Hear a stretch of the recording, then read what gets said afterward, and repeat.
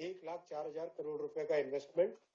तो माननीय मुख्यमंत्री जी, आपके आशीर्वाद से, आपके सहयोग से रेलवे बहुत तेजी से सेवा करेगी मध्य प्रदेश के निवासियों का।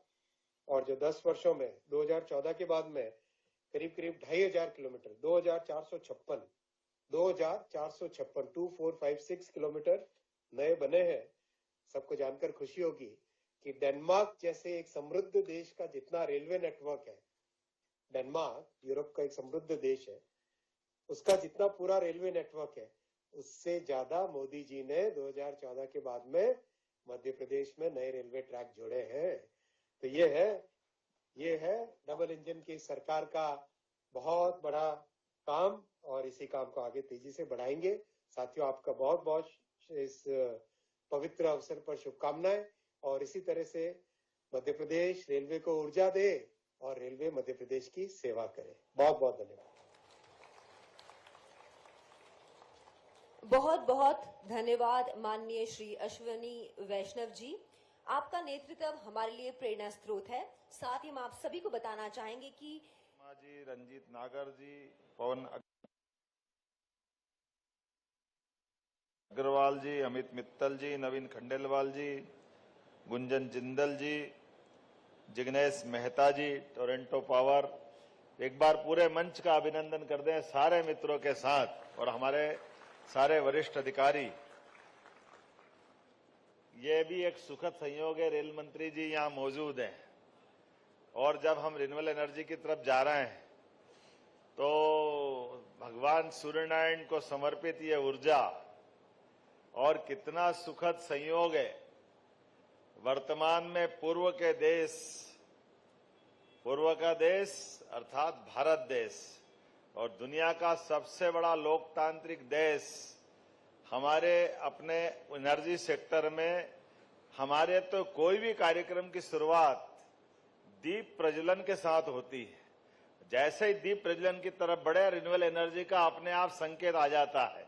और ऐसे में सूर्य संस्कृति के आधार पर यशस्वी प्रधानमंत्री श्रीमान नरेंद्र मोदी जी को याद करो, और उनके सारथी अश्विन, हमको मालूम भगवान सूर्यनारायण का रथ का कौन संचालन करता है, तो वो अश्विन सारथी है। उनके जोरदार अभिनंदन करो इस समूचे ऊर्जा प्रोजेक्ट के सारथी के नाते से। और अश्विन जी का नाम 3 जगह से हमारी संस्कृति में बड़े सम्मान के साथ लिया जाता है। जैसे मैंने सूर्यनारायण के सारथी, उनका रथ चलाने वाले, हम सब जानते रथ चलाने का सम्मान अर्जुन का रथ चलाया था भगवान श्री कृष्ण ने, तो हमारे कौरव पांडव के महासमर में महाविजय की तरफ कदम बढ़ाए थे भगवान कृष्ण के माध्यम से। तो मैं एक तरह से उस काल को याद करते हुए इस काल से तालमेल कर रहा हूं कि हमारे बीच भी अश्विनी जी है, जिनके माध्यम से हमारे घोड़े सूर्यनारायण के बिल्कुल ठीक दिशा में जाएंगे। मैं बधाई देना चाहता हूं, अभिनंदन करना चाहता हूं। और 27 नक्षत्र है, 27 नक्षत्र में एक अश्विनी नक्षत्र भी है, जिसकी अपनी अलग से कीर्ति पताका है। और ऐसे ही हमको मालूम है भाद्र पक्ष के बाद जैसे जैसे वर्षा काल का समय समाप्त होता है और कार्तिक मास का आगमन होता है, इसके बीच में एक महीना है जिस महीना को हम शरद ऋतु की शुरुआत भी मानते हैं। और शरद जब पूर्ण चंद्रमा के माध्यम से हमारी 6 ऋतुओं में शरद ऋतुओं की एक तरह से महारानी है, उस माह का नाम भी अश्विन माह है। हमें इस बात का आनंद है। मैं आपका वंदन करता हूं, अभिनंदन करता हूं, जिस प्रकार से आप अपने इन व्यवस्थाओं को संचालित कर रहे हैं। आप मान के चलिए, आईटी का सेक्टर हो, रेलवे का सेक्टर हो, प्रत्येक क्षेत्र में, यद्यपि मैं मान के चलता हूं, मैं तो उज्जैन से आता हूं, विक्रमादित्य की नगरी से आता हूं, और विक्रमादित्य के नवरत्नों के बारे में हमने 2000 साल पुराने उस इतिहास को सुना है, जिसको परवर्ती काल में हर राजा महाराजा अपने अपने नवरत्नों के माध्यम से अपने शासन को अमर बनाने का सपना देखते हैं। हमने वो नवरत्नों के केवल नाम सुने हैं, केवल उस काल की कल्पना इतिहास के माध्यम से करते हैं। लेकिन वर्तमान के दौर में यशस्वी प्रधानमंत्री के माध्यम से जो गणतंत्र की आभा फैल रही है, उनके भी नवरत्नों में से एक अश्विनी जी है। मैं आपको बधाई देता हूं, माननीय प्रधानमंत्री जी को बधाई देता हूं। हमारे अपने एनर्जी सेक्टर में हमारे तो कोई भी कार्यक्रम की शुरुआत दीप प्रज्वलन के साथ होती है। जैसे ही दीप प्रज्वलन की तरफ बढ़े, रिन्यूएबल एनर्जी का अपने आप संकेत आ जाता है। और ऐसे में सूर्य संस्कृति के आधार पर यशस्वी प्रधानमंत्री श्रीमान नरेंद्र मोदी जी को याद करो और उनके सारथी अश्विन, हमको मालूम भगवान सूर्यनारायण का रथ का कौन संचालन करता है, तो वो अश्विन सारथी है। उनके जोरदार अभिनंदन करो इस समूचे ऊर्जा प्रोजेक्ट के सारथी के नाते से।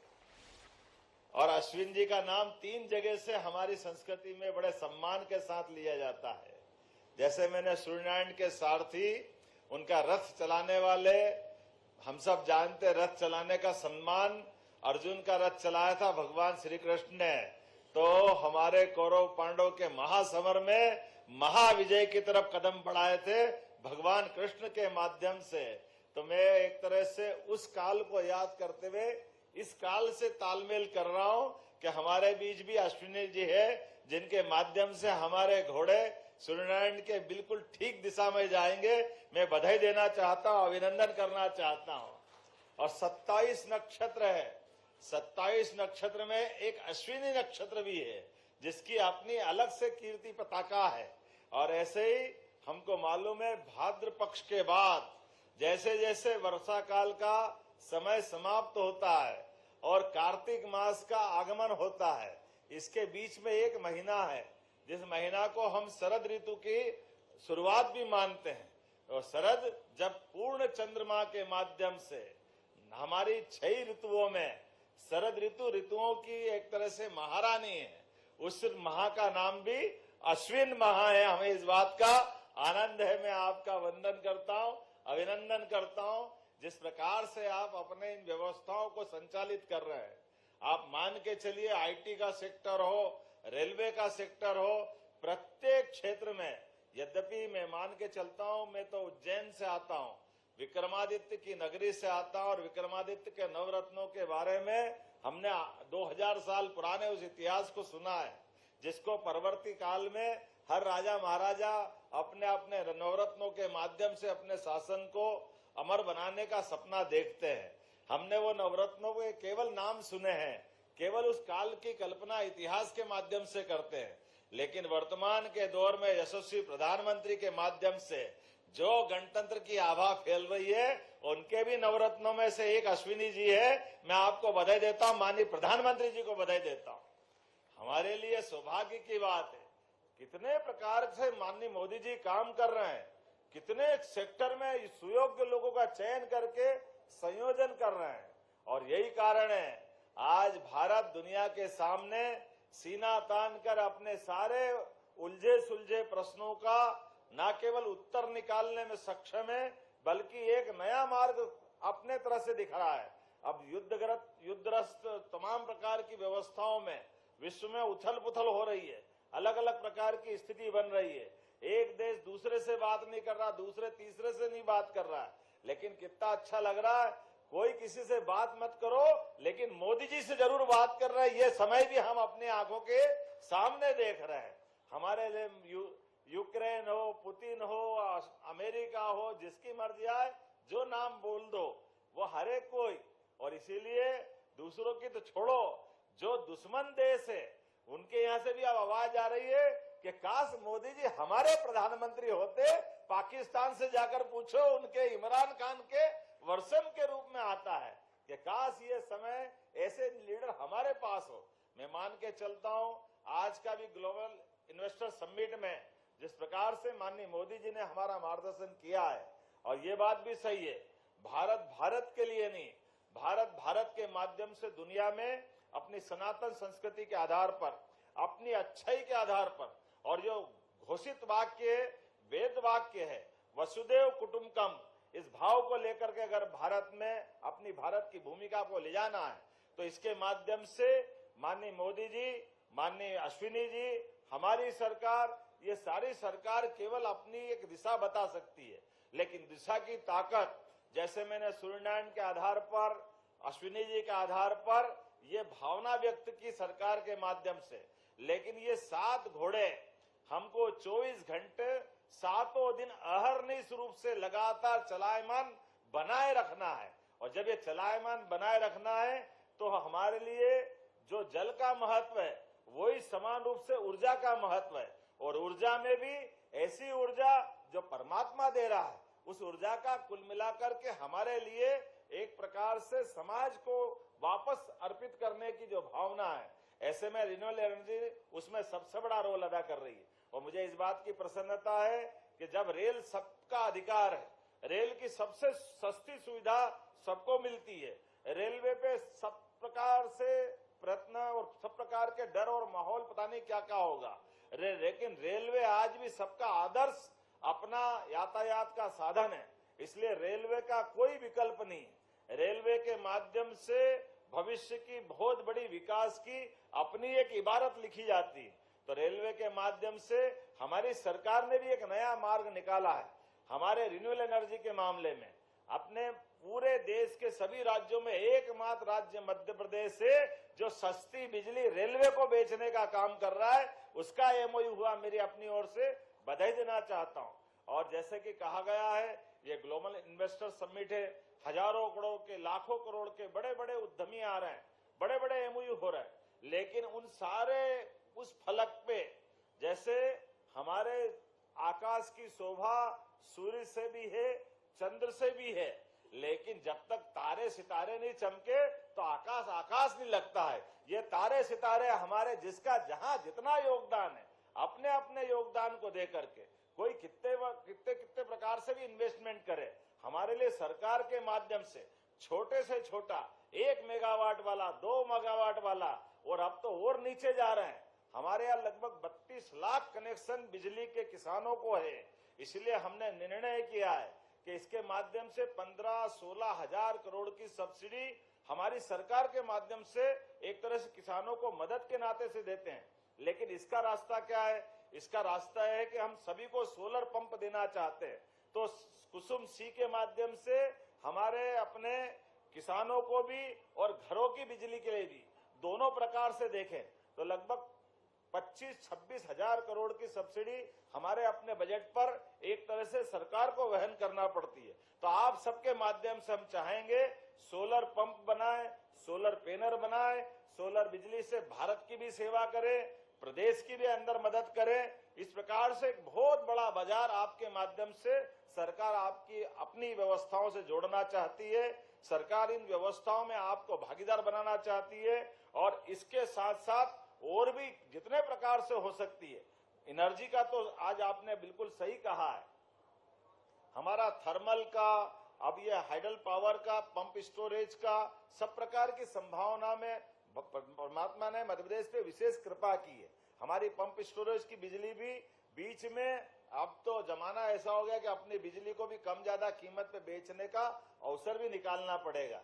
तो आने में से जब अच्छा समय हो तो अच्छी बिजली बेच दो और बाकी स्टोरेज के रास्ते से ऊपर टैंक भरना हो उसका उपयोग कर लो। लेकिन मैं मान के चलता हूँ जिस भी तरह से बढ़े, जैसे भी बढ़े, परमात्मा आपको भी यश दे, आपका यश सरकारों को भी मिलेगा, राज्य सरकार को भी, केंद्र सरकार को भी। और आपने आकर के ये जो हमारी हौसला अफजाई की, मैं मध्य प्रदेश सरकार की ओर से माननीय रेल मंत्री जी का भी आभार मानता हूं जिनने हमको खुलकर इन सारे मामलों में मदद की है, आशीर्वाद दिया है। और आप सबकी मौजूदगी भी हमारे लिए हौसला बढ़ाने वाली। मैं आपको भी धन्यवाद देता हूं, आभार मानता हूं और जिन ने एमओयू किए हैं उन सबको भी बधाई देता हूं और उम्मीद करता हूं कि हमारा आपका ये रिश्ता लंबे समय तक लगा रहेगा। मेरी अपनी ओर से अगर मैं राज्य के अंदर देखकर बात करता हूं तो 12 वर्षों में सबसे तेज गति से हमारी नवकरणीय ऊर्जा की क्षमता बढ़ी है।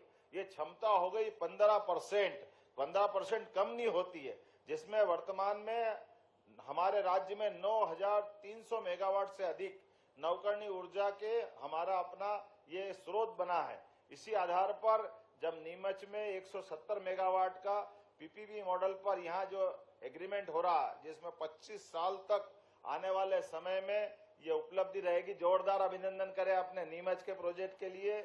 और खास करके नीमच सोलर पार्क में 500 मेगावाट की क्षमता वाला, जिसमें 170 मेगावाट 160 मेगावाट की दोनों परियोजना जो 2024 सितंबर में पूरी कर ली है, और सबसे सस्ती बिजली 2 रुपए 15 पैसे देने का रिकॉर्ड बनाया है। ये बाकी के लिए सबक है कि आज के समय में इसी प्रकार से हम अपनी क्षमता योग्यता से, आज का समय वाकई बाजार को देख करके चलने वाला है।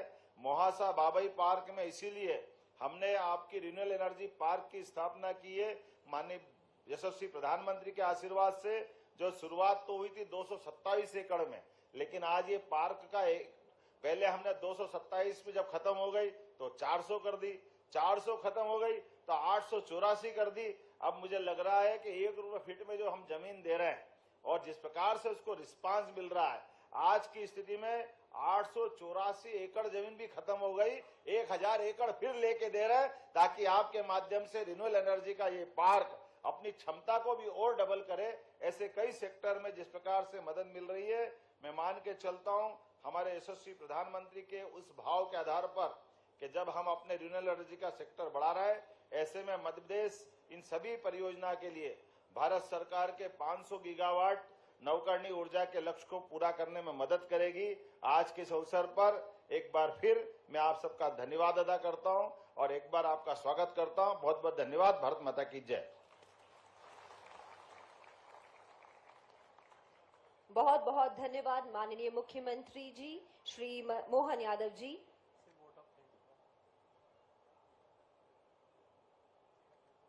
इसके आगे हम धन्यवाद ज्ञापन के लिए आमंत्रित करना चाहेंगे श्री अमनवीर सिंह बैस जी, मैनेजिंग डायरेक्टर MPUVNL।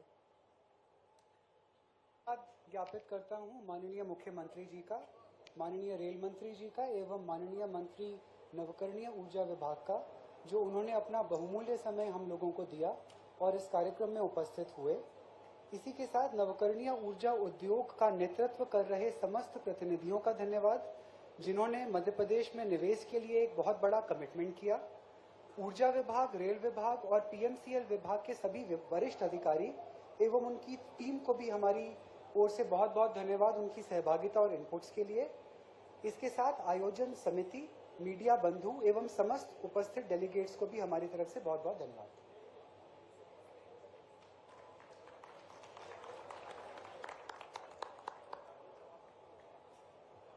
आप सभी से निवेदन है कि सत्र अभी समाप्त नहीं हुआ है, यहीं बने रहें। जिनके MOU